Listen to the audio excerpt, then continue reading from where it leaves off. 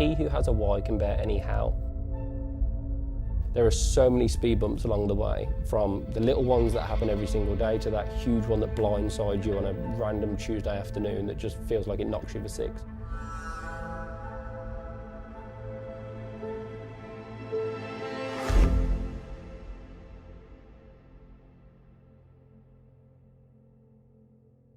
When I was young, my thing was I just loved sport, right? I wanted to be a footballer, I wanted to play for Villa. So dad, granddad, great-granddad and beyond all supported Villa. So I just loved football. I think it was when I was like sort of 15, 16, realised I was never going to be a professional. And it was at that point where it was my first sort of my first exposure to business, and that business was my granddad's business. It was more like manual labour, so I didn't have any knowledge, right? So I was either helping him with cement over the drum, or helping him lay bricks, or bolting in ceramic fibre into the furnace itself. So it was more just a 8, 9, 10 hours of do as you're told sort of thing. But it was really cool for me. And what was particularly interesting, and now looking back, as I know has helped me quite a lot, was the fact that he would tell me some of his sort of stories in starting his business. The lessons that I learned from just chatting to him over those long days of graft were absolutely brilliant. I think I asked him what was his biggest job that he ever did. And he told me about a furnace that I think he had to build for a company in Germany. And he explained to me that basically to fund that project, he had to remortgage the house. At that time he had obviously my nan and my mum and her sister, young kids growing up. And he remortgaged his house. He basically managed to finish the project and then he was shipping it off to Germany. And if that company would have said no, then he could well have lost the house. So for me to hear that story of his sort of entrepreneurial journey and how he risked everything from, you know, his house to my nan's house to, you know, the house that my mum grew up in, that at a young age, I think it really sort of helped me understand the risks that entrepreneurs take, but also, I guess, desensitised me to risk in some respects, because then when a few years later on, I was giving up all of my life savings at the time to invest into Gymshark, my risk in comparison to his is like minute. I'm just risking the money I earned from pizza. He was risking potentially the house that my mum grew up in. So I think that made a real lasting impact on me.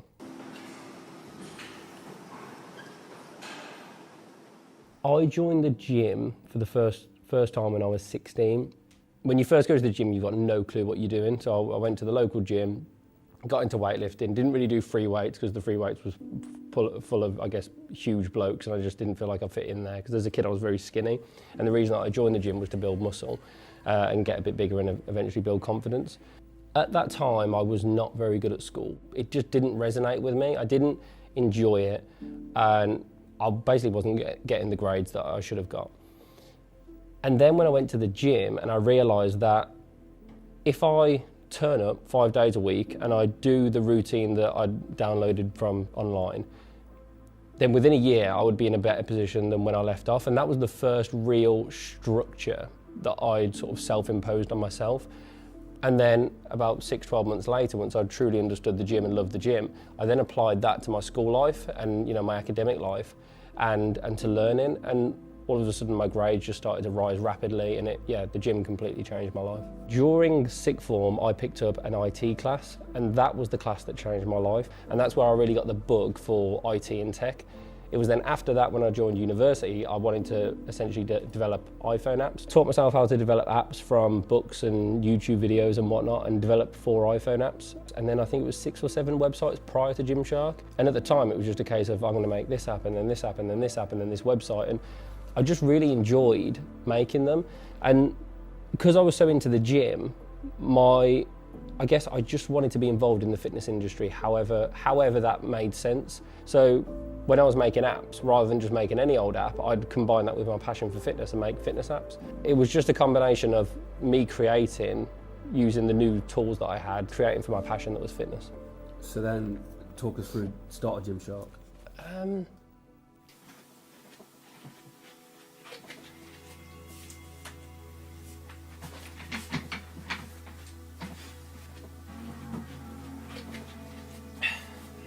Bodybuilding clothing.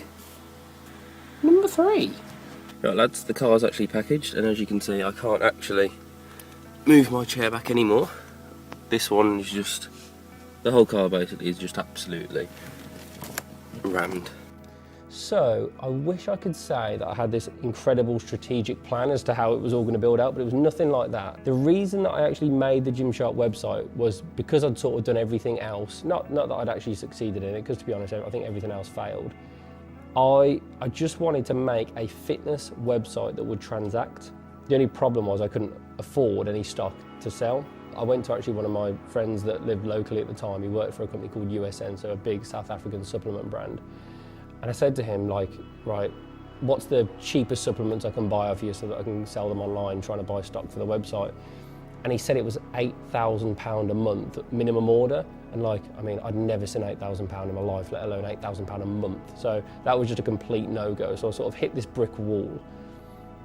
And then I thought, well, I could drop ship, and drop shipping was brilliant for me because it meant I could load up the website with thousands and thousands of different supplements. So the website was massive and it looked really professional and brilliant. But I didn't have to buy any of the stock. So yes, I got to transact, which was brilliant, but it wasn't in the way that I wanted to. I wasn't holding stock at the time, but it was still an amazing experience. And launched the website and absolutely nothing happened. Then a few months later, we had our first sale and it was just absolutely incredible. It was £52, of which about £2 of that was profit. It was the best £2 I'd ever made in my life. Like, it was just the most amazing feeling ever. And I was literally like running around my bedroom, just buzzing. And that was that. And Gymshark really didn't do a lot for the next few months. And then I remember being at the gym and just thinking, like, no one makes the clothes that we want to wear. I just thought, why don't we, similar to websites and apps, why don't we just make them? So I bought a screen printer and a sewing machine and started to hand make the clothes that we wanted to wear to the gym. Even in that moment, it wasn't a case of let's make it to sell it. It just came from a place from no one's making it, so let's just make it for ourselves.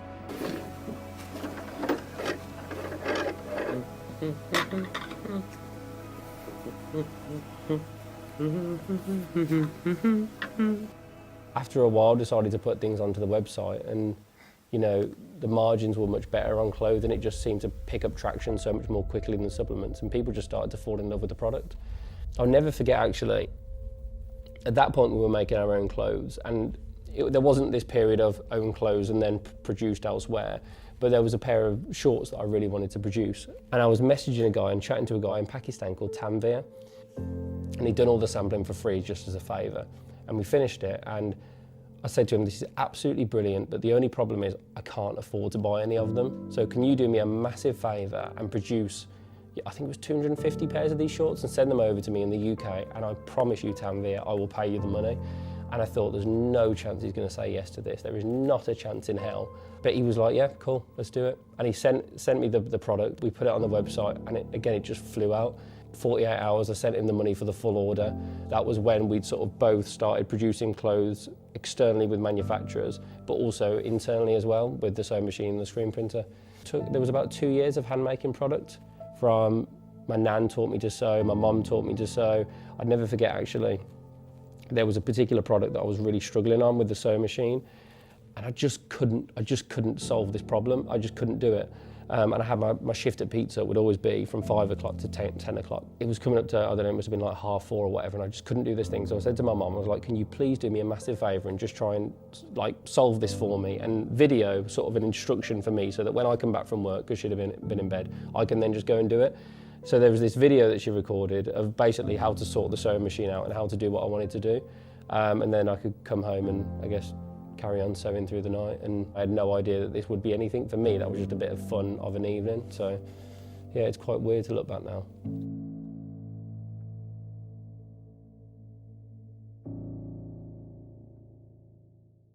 Right, out flat, face down. Pull the one side over, pull the other side over, and then simply fold it over twice more, like that, and then you've got a perfectly folded t-shirt. Another happy Gymshark customer. And we'll cut down here and basically stitch the sleeve to it after, and that'll literally come off this machine. And this is great because it's not massively labour intensive, so we've programmed over here. You'll literally get a USB, stick it in here, and then that will just run. Whatever you're passionate about, just create and just go, because you know, one day down that meandering path, you'll end up finding something special that just happened to be the thing that everyone wanted in that moment, that just happened to be perfectly suited to the skill set that you have.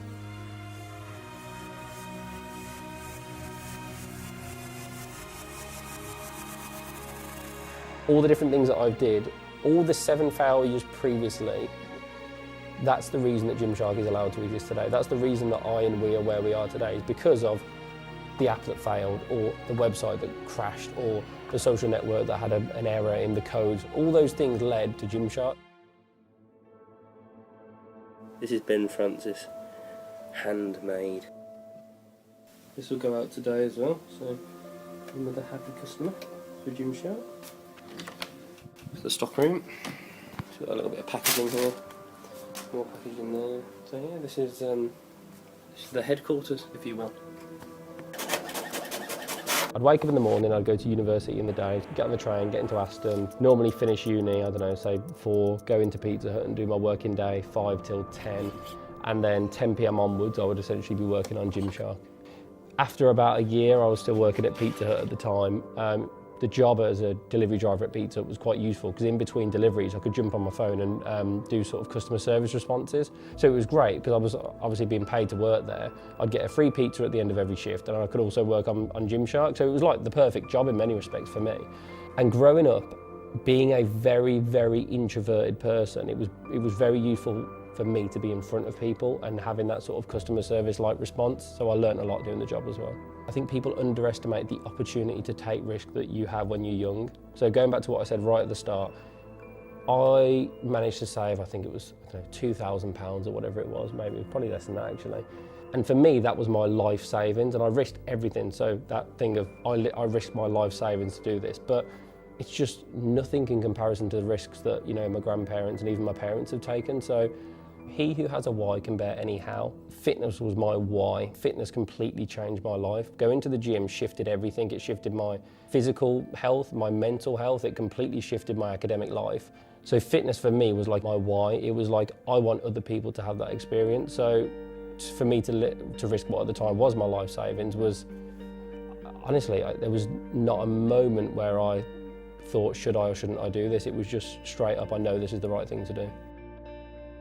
The stars had to align for Gymshark to get to where it is, and there's literally about 15 different unique things that just happened to happen. So my mum could sew, and my nan just randomly was doing a course in curtains at the time when I was looking at making this sort of stuff. So it was just the perfect time for me to learn to sew, to be honest. It was not something that I ever wanted to do or saw myself doing, but it was a means to get to where I wanted us to be and where I wanted the product to be.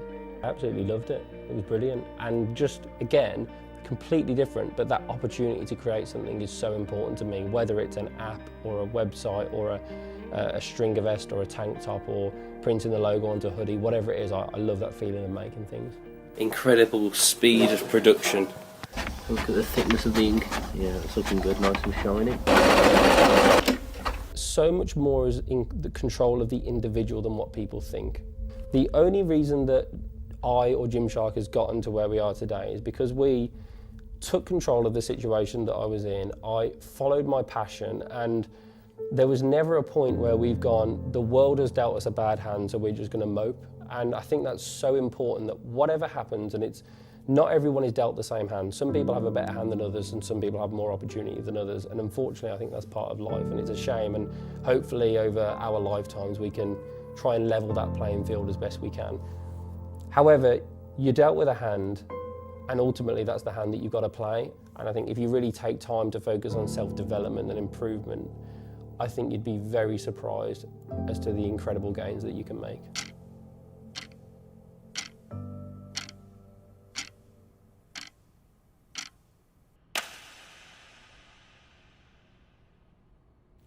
Was there a low moment that sort of took you by surprise, that made you think, I don't want to do this anymore at all?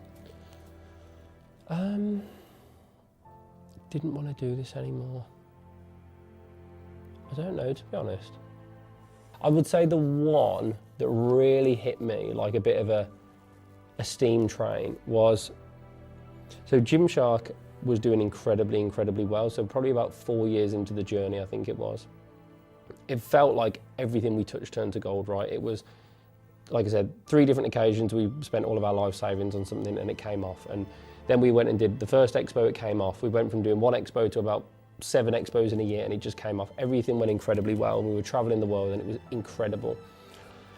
But what we didn't do is we didn't invest properly enough in the foundations of the business. And then Black Friday came, And basically the website just completely crashed, and everything that could have gone wrong went wrong, to the point where orders were going out without being paid for. People were paying for orders and stuff wasn't going out. There were thousands and thousands and thousands of people affected. And at this point, social media had been very with us. And I'll never forget walking into the office and just seeing everyone's faces. When I say every single human being that worked at Gymshark was just trying to fix the problem that we created during Black Friday. I ended up handwriting apology letters to, it must have been over 1,000 people, like so many different people, and we just had months and months and months just trying to fix it. We just dedicated ourselves to solving the problem and doing our best, the best that we could by the customer. And fortunately now, I guess it's worked out for the best, I would say, because we've managed to build a company with ridiculously robust and strong foundations. And I think maybe if we hadn't had that baptism by fire, then maybe we wouldn't have built the business that we built today. The one thing I would say is, now having done this for a long time, I think you do sort of learn sort of coping mechanisms, and there's always something that's going to go wrong, right? And there is always something that's going to come back on you, and I definitely do feel it. And I think maybe this is one of the negatives of being so involved in and passionate about the community is, to your point, it's so good when it's going well, but when it's going bad, then the community and the thing that I really care about is obviously negatively affected. So I think I feel it quite a lot. It is incredibly tough, I won't lie. But again, I'm really lucky to have an amazing group of people around me, both professionally and personally, that can help support me, and we all support one another, because everyone at Gymshark, when things go wrong, everyone feels it. I think that's really important to mention. It is incredibly, incredibly tough, and I've had to sort of learn to be resilient. Every extra bit of responsibility that I've shouldered over the last few years has just improved me as a person, but also made me feel so much more fulfilled in life. And at Gymshark, again, going back to that, he who has a why can bear any how, that's so important to me, because there are so many speed bumps along the way, from the little ones that happen every single day to that huge one that blindsides you on a random Tuesday afternoon that just feels like it knocks you for six. But when I'm thinking about that 10, 50, 100-year vision, they just all of a sudden become so small and easy to deal with. I love failure. And I think we at Gymshark are actually getting really good at failing. Like, we are really good, and there's definitely not a feeling of negativity around failure, because again, it's an opportunity to learn, and I think we embrace failure. Yeah, I've always enjoyed and embraced failure, and I think that's important too. Here we are just at FIBO setting up. This is going to be insane. It's midnight, stand's almost ready, and tomorrow's D-Day.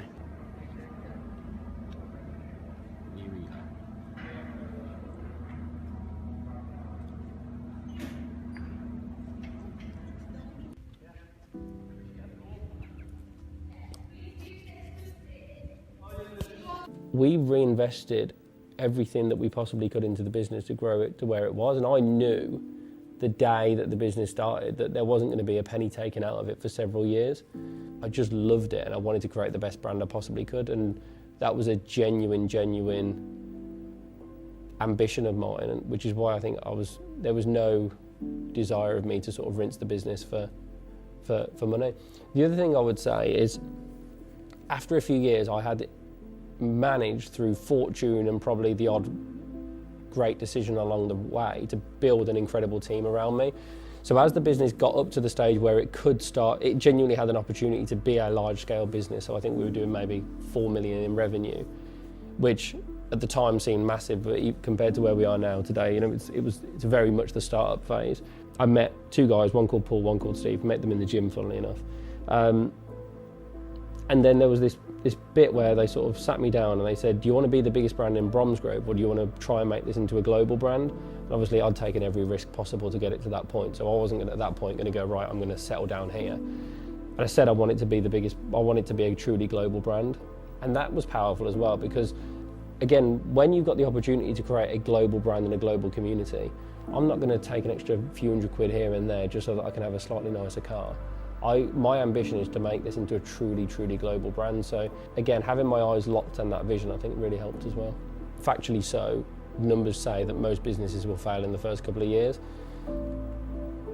And I never had a fear of failing, and I think that massively worked to our advantage because we were so happy and so comfortable taking that gut-led decision so quickly and instinctively. I think that really helped, because there might have been other companies that were in the same position as us that were umming and ahhing as to whether or not they should do certain things, and we just did it.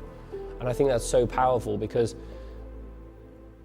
you can spend so much time worrying about failure or this, that and the other, and before you know it, it's too late. Whereas I think we were just incredibly brave and tenacious in our in our pursuit of where we wanted to get to, and I think genuinely that made a huge difference to how quickly we've managed to grow the business. The other thing we've been able to do is really grab ourselves around the scruff of the neck and just fix up. So going back to that Black Friday example, there was never a moment where we just moped and wallowed in self-pity.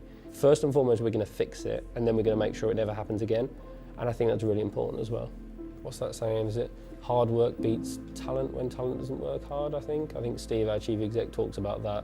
I think you have to work hard, right, in whatever that you do, and if you don't, then I just don't think you'll get to where you want to be. Doesn't take up any room, simple, quick, effective. So at least we're actually starting to get in order. So as a kid, so my dad worked away a lot. Like there were certain years he'd be away for like 6 months of the year, right? But like I said, I would play sport, and he would take me to sport a lot. And he would never really talk to me about like fitness or speed or running. But the thing he would always drill into me for as long as I can remember was mindset. And he would always talk about you have to be strong mentally almost before you're strong physically. So mindset's a funny one. It's something that I feel like it's been a part of my life for forever.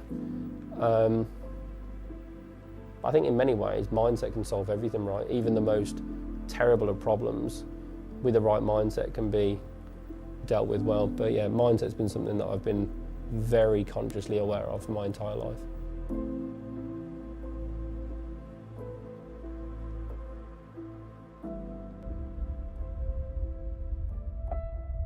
What drives you now?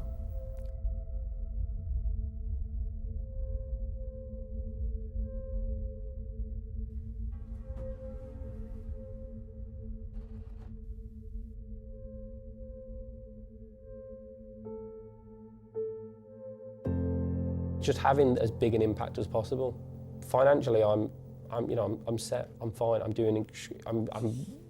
beyond my wildest dreams as a kid growing up in the West Midlands. Like, this doesn't happen to people like me. So for me now, I'm really focused on one, being the best that I can possibly be. Grow myself and be as brilliant as I can be. But equally, I want Gymshark to inspire as many people as possible. That's really important to me. And that's about improvement both physically and mentally as well. Because if you go back to my initial day one transformation, that was both mental and physical. And I think people underestimate the mental benefits of going to the gym. Life, business, what is the biggest lesson you've learned so far? I don't know if it's a lesson, but there's always one word that always sticks with me and has throughout, and that word is courage. Little things take courage, but also big leaps take courage, and I think that's something that needs to be spoken about a little bit more, because if I even go back to Gymshark's journey as a company or on my own, every decision that we've made with courage, and we've backed ourselves, and I think that's really important. Was it worth it? The pizza, was it all worth it? Oh, 100%. It was so worth it. And by the way, this is the thing, I enjoyed working at pizza. I met great people. I got to eat a free pizza every day. That was so cool. There was never a point where I was like, oh, I hate this. I enjoyed it. And I love what I do now, and I feel like I've got the best job in the world now. And that's not to say, right, there was obviously times I hated it. So like I said, freezing cold, cleaning off screens. In that moment, did I want to be there? No. But I knew that it was working towards something greater. But honestly, I've loved every second of it, the good times and the bad times, and it's easy for me to say now. But I don't think the good times are as good if you don't have the crap times as well. So yeah, it's brilliant. Got the best job in the world. I just think of all the mental times we've had, and all the incredible opportunities that we've got in the future. I think of all the events that we've done. I think of all the incredible people that I've met, and just the amazing journey that we've been on.